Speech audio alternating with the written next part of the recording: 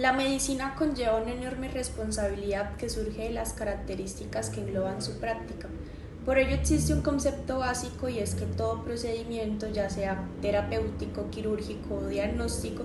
tiene asociado un riesgo para el paciente, representado en que las acciones del médico que le produzcan algún daño o secuelas, ya sea física o psíquica, este riesgo que es soportado por el enfermo y debe ser asumido por el galeno practicante,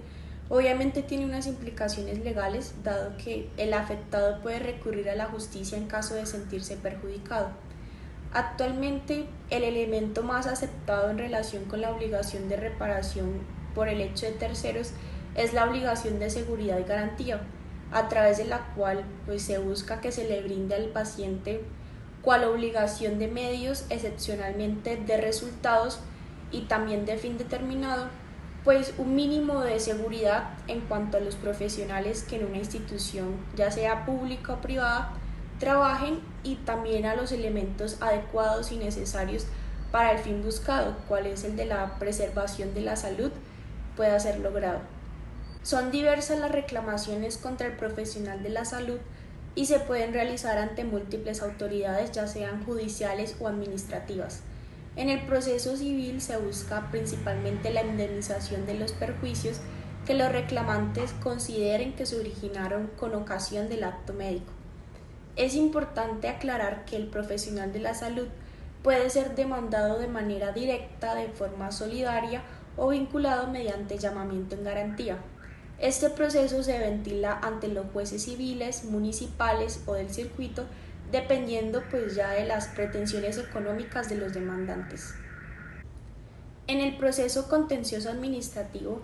tiene como característica principal que las acciones son iniciadas directamente en contra del profesional de la salud que ostenta la condición de servidor público y de entidades públicas.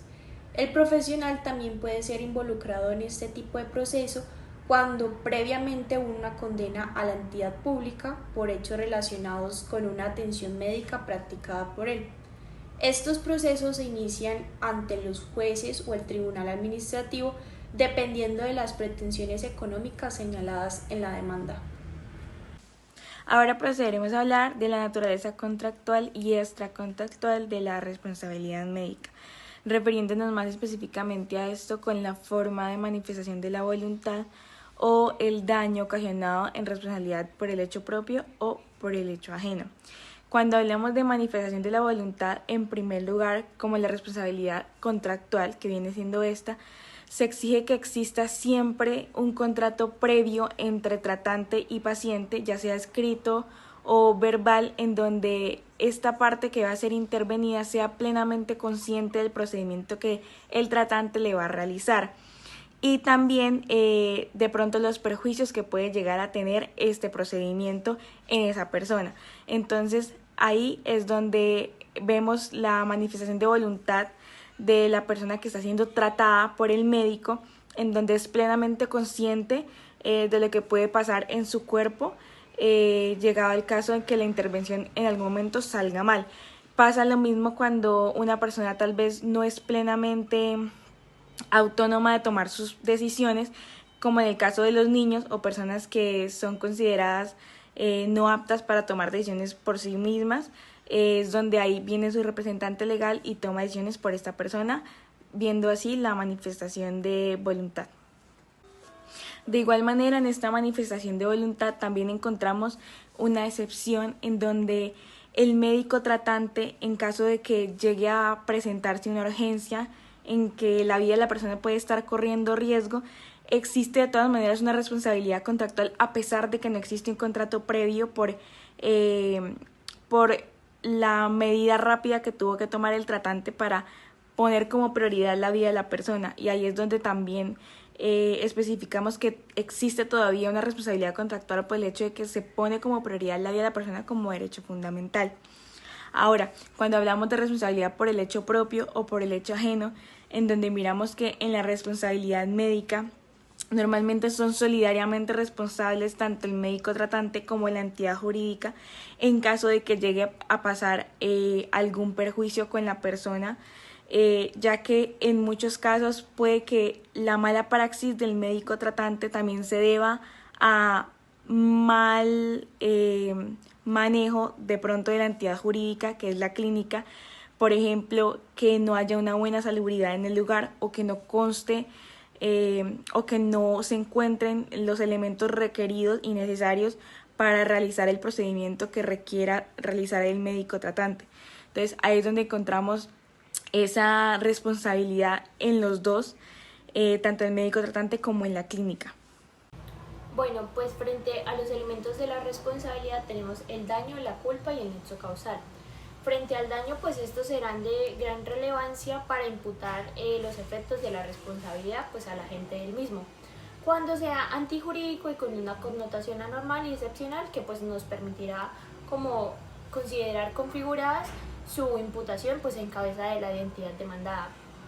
Frente a la culpa o fallo del servicio, es como el error o el error en la conducta en el cual no habría incurrido una persona en las mismas circunstancias que pues el autor del daño. O también la tenemos como la falta de previsión del resultado dañino previsible.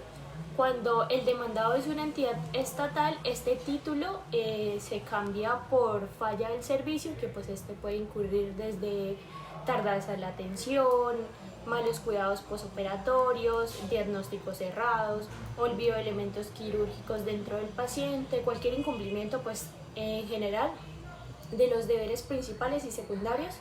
que pues eran implícitos en el juramento hipocrático. Bueno, pues finalmente tenemos el nexo causal. Este es aquel vínculo que une por una parte la conducta del agente causante y por otra pues tenemos el daño. Esta resulta ser esencial en atención a que, como se ha afirmado anteriormente, un buen juicio pues es en tema de la responsabilidad galénica, es frente al contacto que tiene el profesional con el paciente que pues ha experimentado los daños. Este no permite imputar estos daños al susodicho profesional, pues las pruebas aportadas con suma frecuencia suscitan dudas si realmente fue el profesional quien ha ocasionado estos perjuicios, por lo cual se exige pues la demostración de este vínculo causal acudiendo a las reglas de la experimentación científica, objetiva y estadística. Una vez se demuestre este nexo, este será pues el único quien podrá exonerarse, demostrando que esta intervención de un elemento extraño con virtualidad podría romper como esta cadena causal que ha hecho construir una situación por caso fortuito, fuerza mayor, algún hecho de un tercero o por la exclusiva culpa de la víctima. Bueno, pues sin embargo, algunos de los sectores de la doctrina moderna han propuesto como una fórmula para superar aquellos elementos tradicionales, sosteniendo que podrían reducirse a dos, los cuales serían el hecho lícito o antijurídico y el daño que afecta a un interés ajeno. Así pues, tratándose de una responsabilidad médica, será pues antijurídico el daño que el paciente pues no tenga la obligación jurídica de tolerar, particularmente pues porque no es inherente a su patología. Bueno, para entender la carga dinámica de la prueba debemos entender que la prueba es todo medio por el cual se demuestra un hecho. Esto con la finalidad de otorgarle convicción al juez o tribunal que esté en determinado estudio del caso. También se debe entender que la carga dinámica de la prueba es considerada un acto de parte. Por consiguiente, la carga de la prueba es aquella que incumbe a las partes a probar el supuesto de hecho de las normas que consagran el efecto jurídico que en ellas persiguen, según el artículo 167 del Código General del Proceso. Debemos tener en cuenta a quién le corresponde la carga probatoria en materia de responsabilidad. Bueno, le corresponde al demandante probar el hecho por el cual hace uso de la respectiva acción judicial, ya sea por el incumplimiento de las cláusulas del contrato o un daño ocasionado por este incumplimiento, esto en materia contractual, o por el daño ocasionado así no exista vínculo contractual, pues también se debe tener en cuenta la responsabilidad extracontractual que está en el artículo 2341 del Código Civil. También debemos tener en cuenta que para que exista la acción de responder debe haber cierta clase de obligaciones y pues en materia de responsabilidad médica, en el ámbito civil serán las obligaciones de medio, en donde el sujeto pasivo del proceso tiene la obligación de poner todos los medios que sean necesarios para conseguir el resultado de una acción. Y también se encuentran las obligaciones de resultado, que son en las cuales la parte pasiva del proceso se ve obligada a garantizar un respectivo resultado. Bueno, la carga dinámica de la prueba recae en obligaciones de resultado sobre el demandado. Sin embargo, al demostrar que la causa de su incumplimiento es por hecho extraño, se le podrá exonerar dicha carga. En la obligación de medio deberá el demandado demostrar la ausencia de culpa. También hay que tener una aclaración en cuenta y se debe tener en cuenta que el paciente es quien decide asumir los riesgos al momento de ejecutar la intervención. Esto porque se necesita pues de su consentimiento. En cuanto a la carga dinámica de la prueba en responsabilidad médica, pues en materia civil le corresponde al juez o tribunal hacer la respectiva asignación de quien se encuentre en mejor condición para probar los hechos y así esclarecer lo acontecido. Por lo general el paciente que es tratado es aquel que se encuentra en esa condición de favorabilidad. Ya para finalizar la carga dinámica de la prueba en el ámbito administrativo, se determinará según la falla probada o la falla presunta. La falla presunta determina que es la entidad médica estatal quien debe probar que se actuó con pericia y diligencia al momento de ejecutar la asistencia médica a una respectiva persona.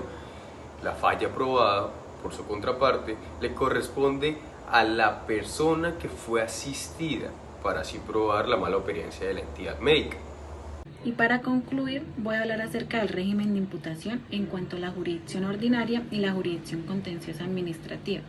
En cuanto en materia civil, se tiene de que esta se establece la teoría de la culpa, en el sentido de que el médico en su ejercicio está efectuando algo de medios y no de resultados,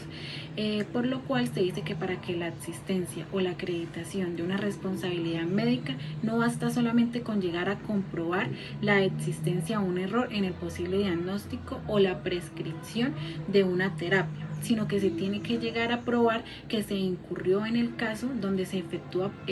probablemente la teoría de la culpa. Entonces, en este sentido se establece que el médico fue una persona que en su labor actuó con falta de prudencia o de diligencia. En cuanto a las cirugías plásticas, acá sí ocurre algo diferente y es que se llega a fallar o a favor del demandante, en el sentido que solamente se tiene que llegar a probar el daño y el nexo causal. Acá no se tiene que llegar a probar si ocurrió el médico con dolo o con culpa. En cuanto a la jurisdicción contenciosa administrativa,